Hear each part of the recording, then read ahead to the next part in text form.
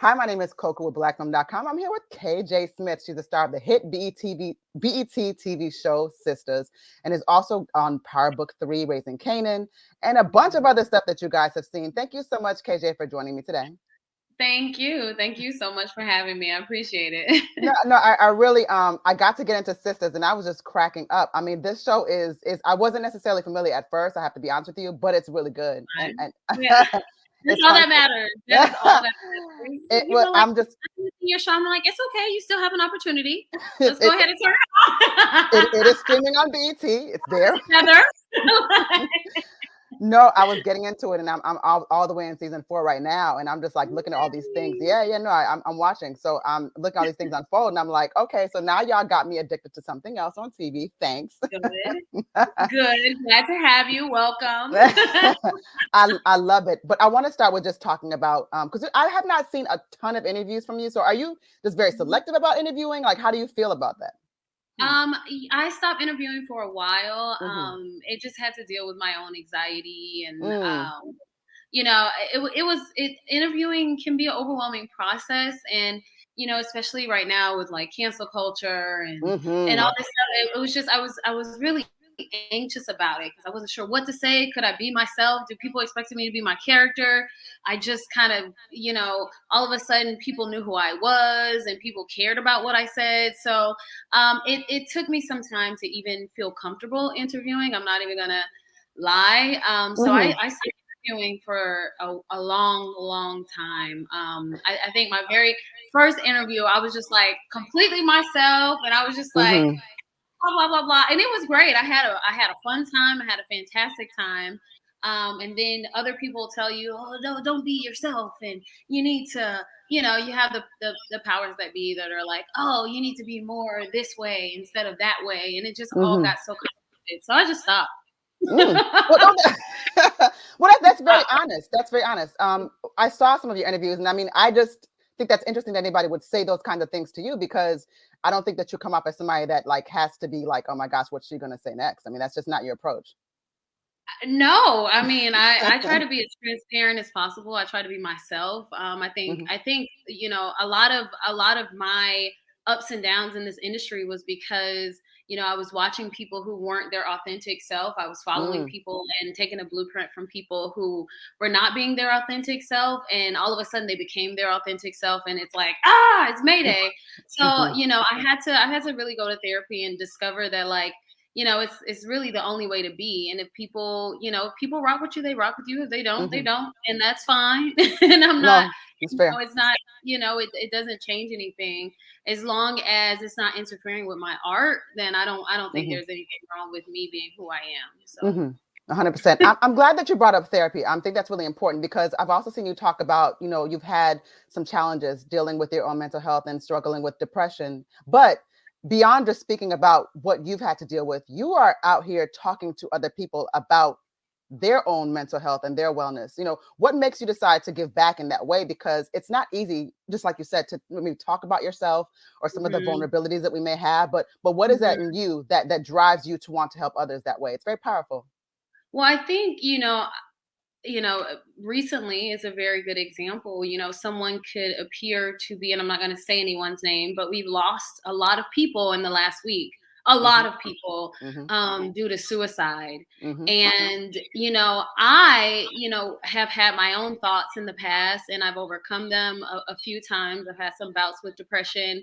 And, if you're not careful, you will succumb to it. So, I try to normalize it as much as possible so people can know that people who seem to have it all go through things as well. So it's like, we all are in this together. We're all in this soup bowl together, and we are all just trying to make it. So, I try to, anyone who values my opinion, I try to let them know that, like, I have gone through this and we can go through this together. How can I help? How can I lend my support?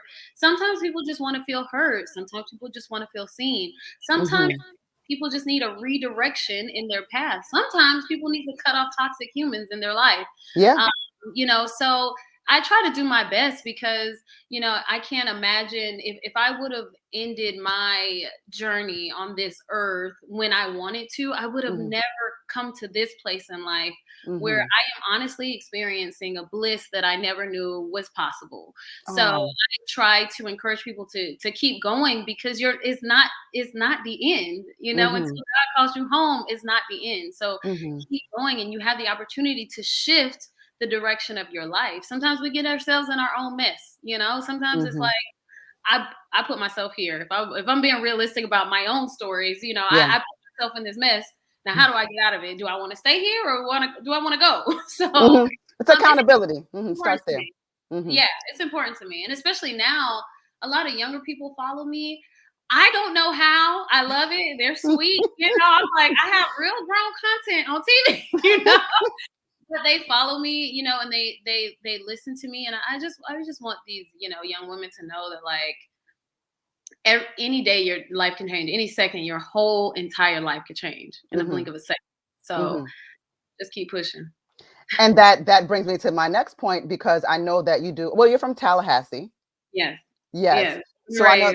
Yeah, born and raised, right? So in the battle of, okay, let me ask you this question about Florida, because Florida has these cities that are so pronounced and they have their own identity. So what is the difference between like a Tallahassee, a Tampa, a Miami, or Orlando? Like, what's the flavor? What's the culture? Why are they different? It's the culture is okay. So Tallahassee, I'll start with my city. Tallahassee is 15 minutes away from Georgia. So we have a lot of southern, down south influence. Because see, when people think of Tallahassee, when they think of Florida, they think the whole state is palm trees. Yeah, and that's not the case. We have moss and oak trees, and you know what I mean. Well, I don't even know if I've seen a palm tree in my city. So we are, you know, we're 15 minutes away from Georgia. It's Thomasville, Savannah. We're, you know, we're 2.5 hours away from the beach. So it's a landlocked city, whereas people get the idea that you're like cruising in a Corvette with the top down and your glasses on. That's not my city. So it has its own very southern culture. My family is still on the plantation. It's Henry Hill Plantation is what it was. And we're still on the plantation. So it's really, really southern roots. Very, very, you know, it's very, very important to my family. And then you go to a place like Miami, it's a lot of Caribbean, a lot of island, you know, influence, Haiti and Cuba, and like, it's just a lot. It's just a different influence. And then you go to Central Florida, it's a lot of Hispanic culture. It's a lot, you know, it's just different.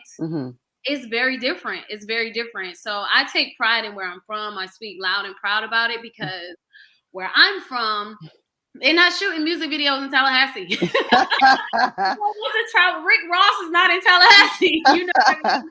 So, you know, I speak loud and proud about my city. I'm very proud of it. I'm proud of the strides that we've taken to, it used to be a very closed-minded space.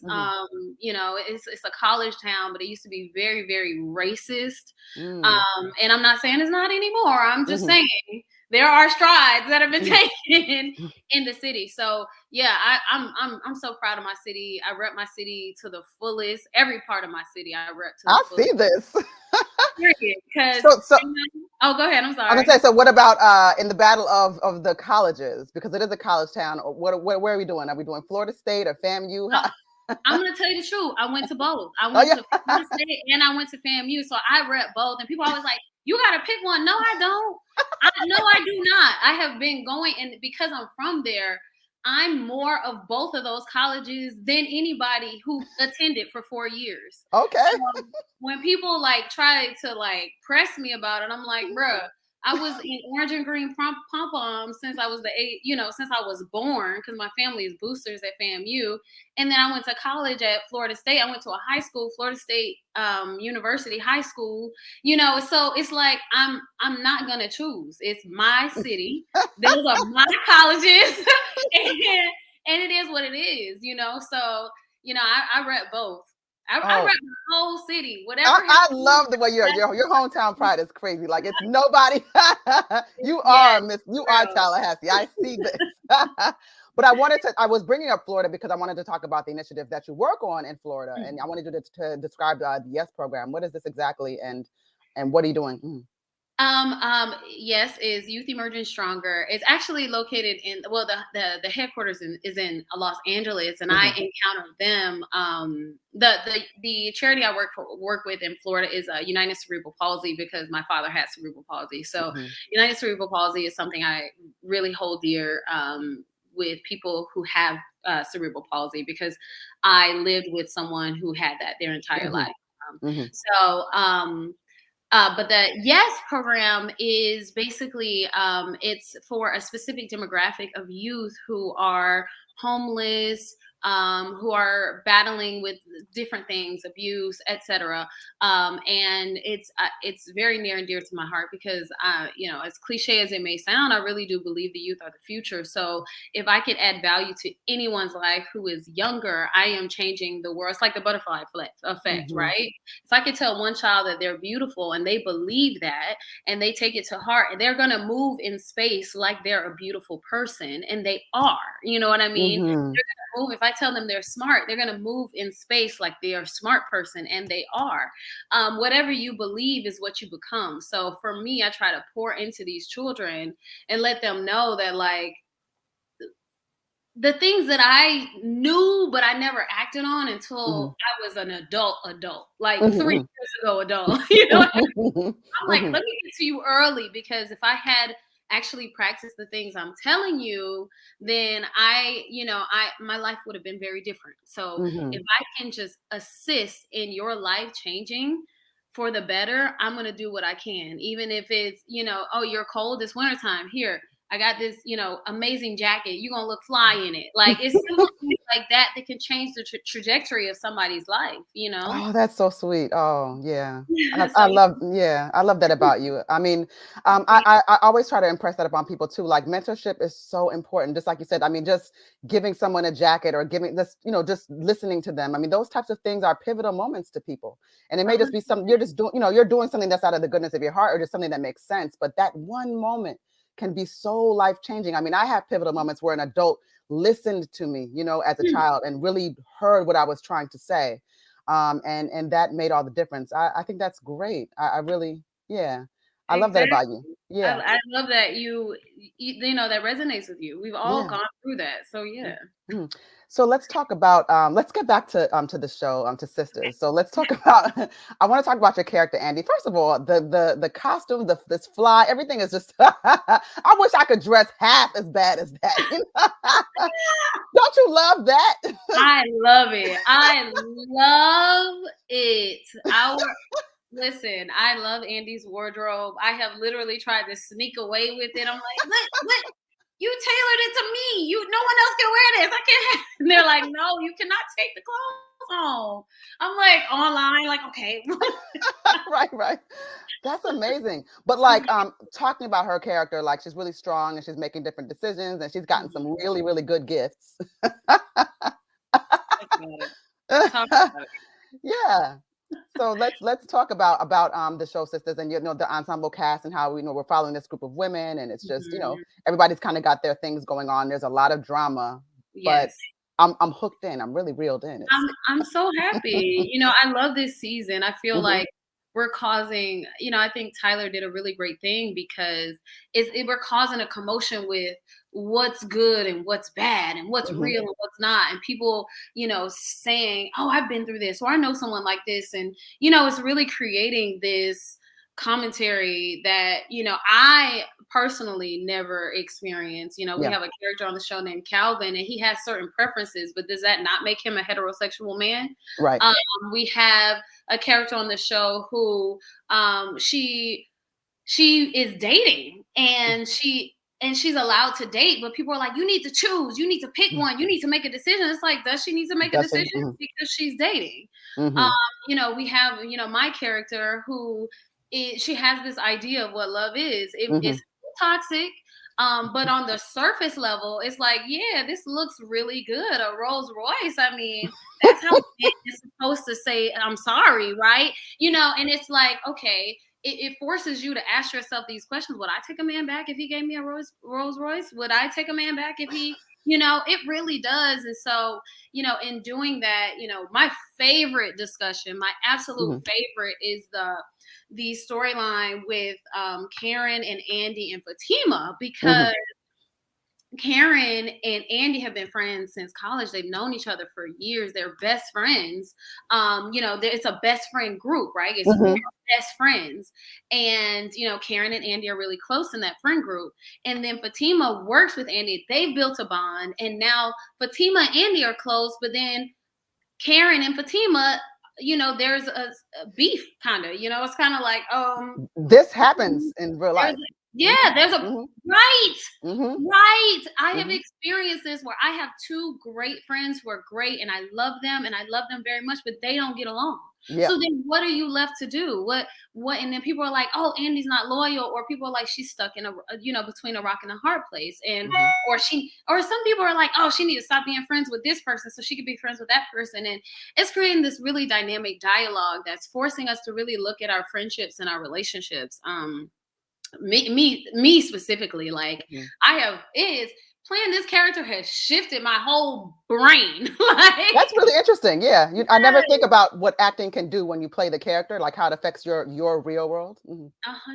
Every time I play a different role, I am widening my mind to a new perspective, to a new, sometimes a whole new lifestyle, a whole new, before I had a dime in the bank, I was playing a character who was the city commissioner of Atlanta. I didn't have no money, but here I am playing a city commissioner of Atlanta. So that meant I lived in a certain house. I wore certain clothes. I behaved a certain way. And I was on set like, wow, one day I'll have these things. You know what I mean? Because it opened my mind, because I had never seen it. So, my perspective every time I play a role, or most recently with raising Kanan, having the experience of living in New York and speaking to true New Yorkers who were around in that era. And I'm like, oh, like my mind is constantly, downloading information. I'm constantly downloading more intel about observing life. The more I can observe life, the better actor I can be. The more I can be open-minded and non-judgmental to different people's lifestyles, to different people's circumstances, the better actor I can be. So, it's really cool that, people are like, oh, actors are fake. I'm like, I think actors are probably the most real people, because we get to live in other people's shoes. Literally, we get to step in other people's shoes for a long time in some cases. So, which other careers don't get to do that? Yeah, that's an interesting statement. I never thought about it that way. Yeah, for sure. And I did want to talk about raising Kanan too, because it seems like like when you're hot, you're hot. I mean, how are you balancing, right? Like these two major series. It's not like you're talking about like just one-offs. These are two major roles in series. Like, I mean, how does that even work? I luckily for me, my history is such that I used to do a lot of smaller roles. I would do a bunch. Like I would do like maybe in 3 months I would have like 10 jobs, right? So I would have to be 10 different people in like 3 months, right? So that allowed me the practice for moments like this. Moments like this, when there are two major roles and two major series, I get to sit in it a little bit more. Instead of doing 10 jobs in 3 months, is 2 big jobs in a year, right? So I get to actually sit in it a little more. I get to do more research. I get to, meditate on it and write about it and write a backstory. So it's actually easier to do, because I get to go talk to people like, oh, you've been in this relationship. Or when people find out I'm playing a certain character, they're hitting me up in the DMs and I read it. People will tell you, they're like, I cannot believe you read it. I read my DMs. Okay? I read my DMs. I don't always respond because some people are inappropriate. Yeah, but I read my DMs because I never know that one person who's going to say, hey, you know what? Andi really resonated to me, and I'm going to tell you why.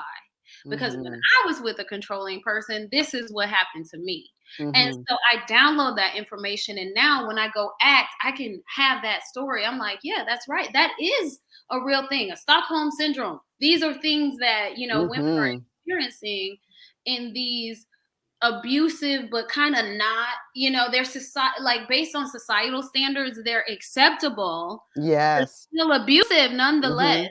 So no, it makes it easier because I get the opportunity to and with Raising Kanan, I literally had time before I shot. I went crazy. I called everyone I knew. I watched every documentary I could watch. I studied so much. So it's actually an easier process because I get the time to sit with my characters a little bit more. You know what I mean? That's quite interesting. And earlier you said something about being recognized. What does it feel like now? I mean, like how normal is your life, I would say? Because like now, do you just, do you go to Ralph's and you just, go get your bread? Or are you just doing deliveries because you don't want to, people talking to you like, man. Oh, what a great question. What a great. Because things sometimes have to change. There's places you probably shouldn't be because people will really know who you are. Things have changed. Yeah. Things have changed. It was a while when it was like I couldn't in LA. It wasn't a thing because everyone's famous here, you know. And it was only it was like when I went back home, that's when it's like everyone was like, "Oh, KJ, you're doing big things. So proud of you." They showed me love. I'm like, "Yeah, what's up, y'all?"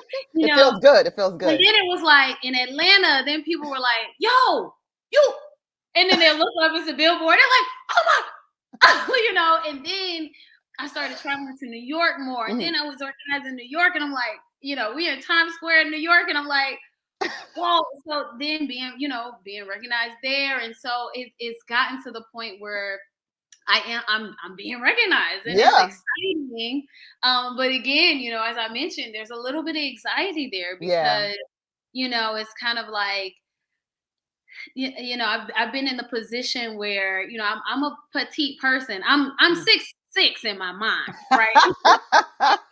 In my mind, I am 6'6", but in real life, I'm a petite person. So people feel like they can just pick me up and it's overwhelming. Yeah, girl, you my girl, and I'm like, I love it, but it it kind of puts me at risk sometimes. But I love it. Like that's my favorite part. I ain't gonna lie to you. Like, when they say it takes 10 years to be an overnight success, they were not lying, and I'm gonna milk it. Okay. I am not a shy celeb. I'm not one of those people like, no, don't take any. I don't want to be seen. I'm like, girl, call your mama. Like I'm just a high energy person, so I don't really trip. It doesn't make me nervous to experience someone who supports me and pours love into me. That makes me excited. Sometimes, I'm not even kidding you, I'm more excited than them because I'm like, you recognize me? Oh, it's just a moment like, oh shoot, like you support me. I'm show you love. Like it's just this little exchange that, I get from my mom and my dad. Like they were just like these over the top, like happy-go-lucky, like lovers of people. And of course, after I went through therapy and realized, I went through all the trauma, like the trauma removal, then I'm able to be in a place where I can love on people and not think from a place of fear. That's something that helps me big time because if I move in fear, I'm paranoid. You can't live a life like that. Yeah. So like I said, when I didn't do those interviews, I was just like, I don't know what to say. My classmates could tell you when we first did press for Sistas, I was sitting on the couch. Like if you go back and you look at all our old interviews, I was barely talking. I was barely talking. It was my sisters who was talking because I was just like not confident in that space.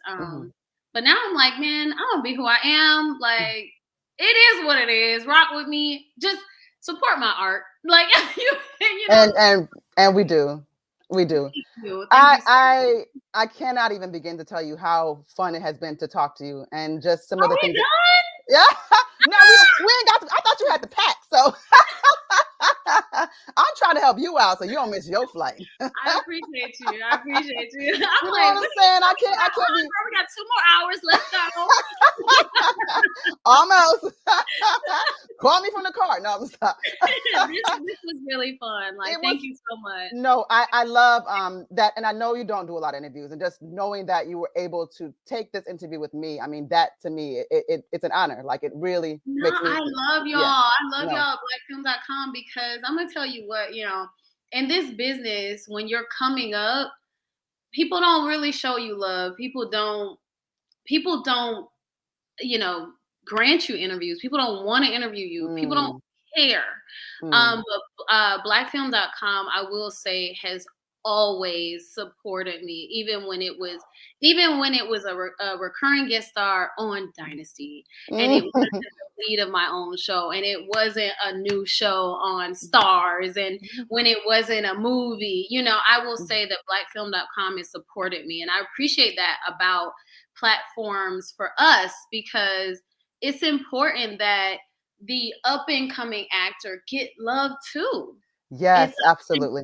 Because this adds value, and then people are like, "Oh, who is this person?" I can't tell you how many times I've been recognized from an interview, or somebody's like, "Oh, I just saw your interview, and I wanted to call you in for this new movie. I wanted to call you in for this new show." Yeah, like, oh yeah, because they follow your platform, because you guys are the leaders in film knowledge. So it's like, yeah, they're gonna study your platform. They're gonna look at your platform, like, who's hot, who's the next person. So I really do want to show you guys some gratitude, because you guys have always shown me love, and that's really important for us artists starting out. So thank you so much. No, thank you. That was so incredibly sweet. Oh my goodness, thank you. So before we go, because she does have to go. I mean, we could talk all day, but she really does. I just want to know what's next. Is there anything that you can talk about right now that you're working on, or is it hush hush? I can't, unfortunately. No, I was gonna try to sneak that in. I know. I can't. Let me tell you, because I am a transparent, open little book. I want to share, like, oh, this is what's going on in my, this is what's next. This is the next project I'm doing, but I can't, because I don't want to get fired. Exactly. Oh no. Word, but you definitely can. You guys can tune into Sistas season 4. This season is my favorite. This season is good. Yeah, it's this fun. season is good. This is my favorite. So I'm like shouting at the screen, like, girl. And then of course, Kanan is coming out. I believe they said, I think this summer is what what they said online. I don't know. I'll add a blur when I figure it out. Okay, yeah. So we get this right. I don't know. I don't have proof or nothing of that, but it's coming out this year is what I do know. So no, I love when I get to talk to somebody that's very highly likable, and like that's really doing their thing and just like making it and doing it in Hollywood, because it is a tough town. It's a tough business. So to see that for you, and to see how you're just embracing it and still giving back to the community, being a mentor, I mean, it's like, who else deserves it but you, you know? Oh, oh my goodness, thank you. I'm just saying, you did it. Oh my gosh, thank you very much. I love that for you. Appreciate it, for real. She said all the things. I don't even have to wrap it up, because you wrapped it up all nice and neat. I did all the shout outs, all the shows, but I encourage you all to check out KJ Smith. I mean, you already see some of the things that she's doing right now, but some of her past work as well. And I love, because I saw on your resume that you've done so many shorts. So it's like, look, at the end of the day, you just got to keep working. And I think that's what people don't realize, that the hardest workers are going it's going to get noticed. And like you said, 10 years to become overnight success. Now look at you. It's like she's just looking at roles. Everything's happening at once. 6 years of doing background work. That's what I tell all my mentees. I'm like, listen, it's and I say this also, and I'm gonna finish. I promise I'm gonna finish. But I always tell people, you could literally get discovered right off the plane, train, bus, whatever you come or visit on. You could literally get discovered. In the event that you don't, all you have to do is one thing that gets you one step closer to your dream every day. If you think about it like that, you won't get exhausted. You won't get burned out. You won't get jaded. And I'm not telling you what I think. I'm telling you what I know, because I did all those things. I was 10 years ahead. Like, I deserve my own show. Baby, if I would have got my own show 10 years ago, I would have squandered it because I did not. Isn't that interesting when you come to that realization? There are so many things I have wanted in life. If they would have happened in that moment, who the heck knows who I'd be or where I'd be? It would not have been the right time. 1,000%. I'm so glad you said that. I'm so glad you said that. Yep. It's the truth. So, once again, my name is Girl, we're gonna be on here for 2 more hours. I know. Look, I'm trying to make a new Hollywood friend now because this girl is cool, you know. People, you know what I'm saying? It's hard to come by in this town. But my name is Coco with BlackFilm.com. I'm here speaking with the lovely KJ Smith. She's very talented. She's very. Listen. It's not just Tallahassee. She said Tallahassee is her city. Ain't nobody gonna sit here and tell her otherwise because she's gonna come see you. And I'm glad I got to ask somebody about the difference between Florida State and family. I've been wondering, but you were like, listen, it's all me. It has been lovely talking to you, and I look forward to many more projects from you. And I will carry a lot of what you said today with me. I think it was very. Thank you so much. It's very important. It is truly an honor. Thank you so much. Thank you, KJ. I'm gonna put this up right away. Okay, good. Okay, girl. Have a good one. Great talking to you. If you want to see more content like this on blackfilm.com, make sure you like, subscribe, and ring that bell.